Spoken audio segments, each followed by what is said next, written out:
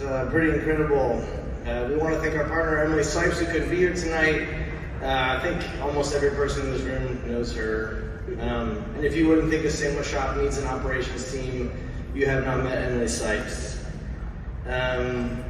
We started this in December of 2020 in an abandoned juice shop in somebody's gym that was going bankrupt on 14th Street, and now we're holding a Rammy.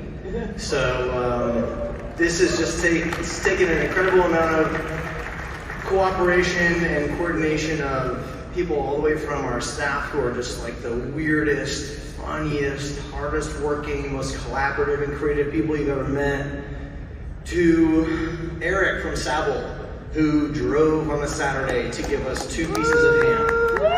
So yeah, shout out to Eric from Saval. You know, this is just every single day is a pleasure. So thank you very much. Congratulations.